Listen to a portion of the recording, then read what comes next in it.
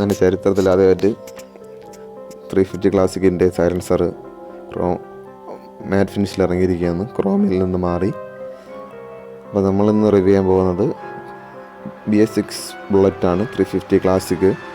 അപ്പോൾ ആശൻ്റെ engine vibration ഇപ്പോൾ അതുപോലെയുണ്ട്. അപ്പോൾ നമുക്ക് മിററിൽ കിട്ടുന്നുണ്ട്. അത് നിങ്ങൾക്ക് നോക്കിയാൽ കാണാം. കണ്ടത് ഞാൻ വിശ്വസിക്കുന്നു. നമുക്ക് എന്തായാലും റിവ്യൂയിലേക്ക് പോകാം.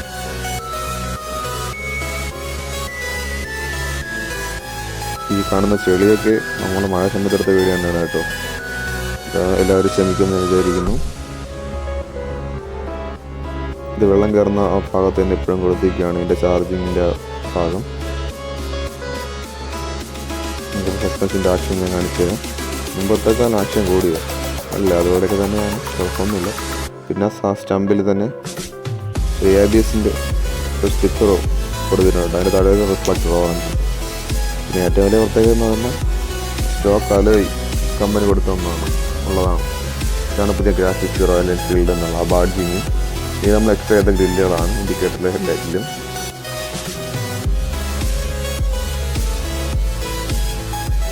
ലവ് കണക്ക് തോന്നുന്ന മീറ്ററിൻ്റെ അവിടെ ആ ഭാഗം മുമ്പേ അതങ്ങനെയാണ്, ശ്രദ്ധിച്ചിരുന്നില്ല.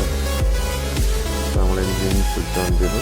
ഇത് സ്വിച്ചും ഏജൻസിൻ്റെ ലൈറ്റും ഫ്യൂൽ ഗേജിൻ്റെ ഫ്യൂലിൻ്റെ ഒരു ഇൻഡിക്കേഷൻ എല്ലാം മീറ്ററിൽ കാണാം. പിന്നെ റിയറിൽ ഉപയോഗിച്ചിരിക്കുന്നത് എൻഡോറൻസിൻ്റെ ഒരു ഗ്യാസ് സസ്പെൻഷൻ ഷോക്കസറാണ്. വേണമെങ്കിൽ സീറ്റിലും യാത്രസംഘം വർദ്ധിക്കേണ്ട സ്പ്രിങ് മുമ്പത്തെ പോലെ തന്നെ ഇതിലും കൊടുത്തിട്ടുണ്ട്.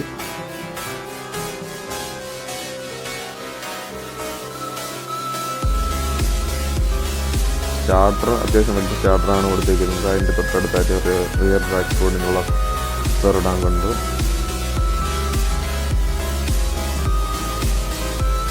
ഇത് നമ്മളെ BS6 ആപ്ലിക്കേഷൻ ആക്കിയിട്ടുള്ള കാത്തലിക് സൈലൻസറിൽ ഉൾപ്പെടുത്തിയിട്ടുള്ള ആളാണ്. സൈലൻസ് നല്ലൊരു വ്യത്യാസം കാണുന്നത്. ഇതാണ് ഞാൻ നേരത്തെ പറഞ്ഞ ABSൻ്റെ സ്റ്റിക്കർ. ഇപ്പോൾ നമുക്ക് നല്ലപോലെ കാണാൻ പറ്റുമെന്ന് വിശ്വസിക്കുന്നു. ഫ്രണ്ടും ബാക്കും ഡുവൽ ചാനൽ ABS ആക്കിയിട്ടുണ്ട് കമ്പനി. പിന്നെ ഹയറിൽ കാണുന്നത് നമ്മൾ അഡീഷണൽ ചെയ്ത ഒരു ഇൻഡിക്കേറ്ററാണ്. പിന്നെ ഈ കയറാണ് നമ്മൾ അഡീഷണൽ ചെയ്തിട്ടുണ്ട്. ഇത്രയൊക്കെയാണ് നമ്മൾ അഡീഷണൽ ആയിട്ട് വർക്ക് ചെയ്തിരിക്കുന്നത്.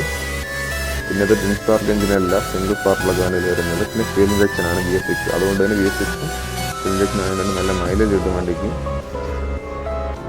നമ്മൾ വണ്ടി ഒന്ന് ഓടിച്ചു നോക്കുകയാണ്. വണ്ടി BS4ന് സൗണ്ട് കുറവായിരുന്നു പഴയ ബുള്ളറ്റിനെ അപേക്ഷിച്ച്. BS6 വന്നപ്പോൾ അതിനേക്കാൾ സൗണ്ട് കുറഞ്ഞു.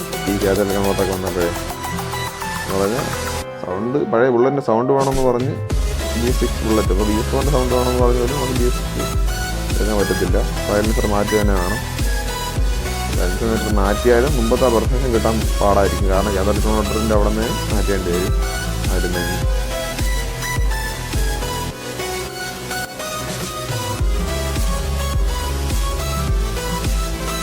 വണ്ടി ചുമ്മാ കയറി പോകുന്നുണ്ട്. വണ്ടി സ്മൂത്തായിട്ട് ഹാൻഡിൽ ചെയ്യാൻ പറ്റുന്നുണ്ട്. ബ്രേക്കിങ്ങിൻ്റെ പെർഫെക്റ്റ് ആണ്. കാരണം ഡുവൽ ചാനൽ ABS മോഡലാണ്. ഫ്രണ്ടും ബാക്കും ഡിസ്ക്കാണ്. വഴി വന്നിട്ടുണ്ട്. ട്യൂബ്ലെസ് ടയേഴ്സാണ്. എല്ലാം വരുമ്പോൾ എന്തായാലും നല്ല കംഫർട്ട് മുമ്പത്തെക്കാലം ഉണ്ട്.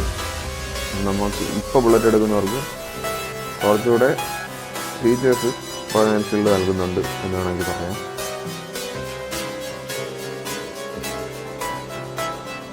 വണ്ടി തിരിച്ച് ഓടിക്കുകയാണ്. തിരിച്ചോടിക്കുമ്പോൾ സൂപ്പറായിട്ട് വണ്ടി എന്ന് പറഞ്ഞാൽ ഈ ഷോർട്ട് റോഡിൽ തന്നെ ഒരു 70-75 ചുമ്മാ കയറി പോകുന്നുണ്ട്. നമുക്ക് മീറ്ററിലൊക്കെ കാണാൻ പറ്റും. ഏകദേശം 70 കഴിഞ്ഞു. ഇപ്പോൾ 75-നോടടുത്ത് ചുമ്മാ വണ്ടി കയറി പോകുന്നുണ്ട്. അപ്പോൾ നിങ്ങൾ നമ്മളുടെ ഈ വീഡിയോ ഇഷ്ടപ്പെടുകയാണെങ്കിൽ എല്ലാവരും ലൈക്ക് ചെയ്യാനും ഷെയർ ചെയ്യാനും സബ്സ്ക്രൈബ് ചെയ്യാനൊന്നും മറക്കരുത്. അപ്പോൾ നമ്മൾക്കിത് വണ്ടി മൊത്തത്തിൽ ഒന്ന് കാണാം. വണ്ടി അടിപൊളി ലുക്കല്ലേ വണ്ടി. നമ്മൾ ആ ഗ്രില്ലും കൂടെ എക്സ്ട്രാ ചെയ്തിരിക്കുന്നതാണ് ഇത്രയും എടുപ്പ് പോകുന്നത്. ഒന്നുമില്ലെങ്കിലും കമ്പനി സ്റ്റോക്ക് കണ്ടീഷനിൽ തന്നെ വണ്ടി ലുക്കാണ്. 2 അലോയ്സിന് ചുറ്റും ഗ്രാഫിക്സിൽ വരുന്ന റെഡ് ഫിനിഷ് നമ്മൾ FCയിലൊക്കെ കാണുന്ന കണക്ക് കൊടുത്തിട്ടുണ്ട്. FCയിൽ വേറൊരു കളറാണ് കൊടുത്തിരിക്കുന്നത്. ഇതിൽ സെയിം ആ റെഡ് തന്നെയാണ് ഗ്രാഫിക്സ് അലോയിൽ കൊടുത്തിരിക്കുന്നത്. വണ്ടി ഇപ്പം നമ്മൾ വാഷ് ചെയ്ത വണ്ടിയായിരുന്നു ഇതിവിടെ ലുക്ക് കിട്ടിയേനെ.